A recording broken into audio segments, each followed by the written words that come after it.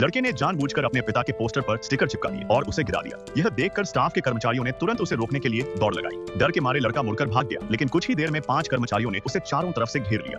जैसे जैसे वहां और लोग इकट्ठा होने लगे, ऑटिज्म से पीड़ित वह लड़का जोर जोर से चिल्लाने लगा। वह भीड़ से निकलकर भागा और सामान वाली ट्रॉली से टकराने ही वाला था कि तभी एक महिला दौड़ कर आई और उसने उसे तुरंत अपनी बाहों में भर लिया। महिला ने घबराकर पूछा कि कहीं उसे चोट तो नहीं लगी, लेकिन अपने चारों ओर भीड़ देखकर लड़का फिर से जोर से चीखने लगा। यह महिला बच्चों की मनोविज्ञान विशेषज्ञ थी। उसने तुरंत समझ लिया कि लड़के का व्यवहार सामान्य नहीं है। उसने प्यार से उसे गले लगाया और धीरे धीरे उसे शांत करने लगी। कुछ ही देर में छोटा लड़का शांत हो गया। इसके बाद महिला ने उसे अपना रुमाल और एक कद्दू के आकार की गुड़िया दी। उसी समय सीईओ की सचिव वहां दौड़ती हुई पहुंची। जब महिला को पता चला कि सचिव लड़के की परिचित है, तब वह निश्चिंत होकर वहां से चली गई। उधर सीईओ को इस बात का बिल्कुल भी पता नहीं था कि उस दिन उसके बेटे के साथ क्या हुआ था। उस रात उसने देखा कि उसका बेटा एक गंदे रुमाल को कसकर पकड़े हुए है। उसे लगा कि रुमाल गंदा है, इसलिए उसने बिना कुछ सोचे उसे कपड़े धोने की टोकरी में डाल दिया। लेकिन जब नौकरानी ने वह रुमाल धो दिया तो लड़का अचानक बेकाबू हो गया। ऐसा लग रहा था जैसे उसने अपनी सबसे कीमती चीज खो दी हो। नौकरानी यह देखकर पूरी तरह हैरान रह गई। शोर सुनकर आदमी वहां आया और अपने बेटे से पूछा, क्या हुआ? लड़के ने टब में पड़े रुमाल की ओर इशारा किया। आदमी ने रुमाल उठाकर उसे वापस दे दिया। लड़के ने तुरंत रुमाल को सूंघा, लेकिन अब उसमें सिर्फ कपड़े धोने वाले डिटर्जेंट की खुशबू थी।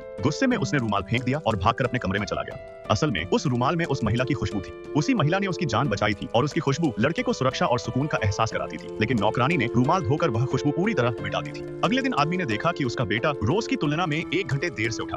उसे लगा कि कुछ गड़बड़ है। पहले उसने सोचा कि शायद लड़के को बुखार है, लेकिन थर्मामीटर में उसका तापमान बिल्कुल सामान्य निकला। फिर उसने उसके खाने पीने की भी जांच की, लेकिन सब कुछ ठीक था। आदमी ने गलती से समझ लिया कि उसके बेटे का ऑटिज्म पहले से ज्यादा बढ़ गया है। इसलिए उसने तुरंत अपनी सचिव को फोन किया और लड़के को बच्चों के अस्पताल ले जाने का आदेश दिया।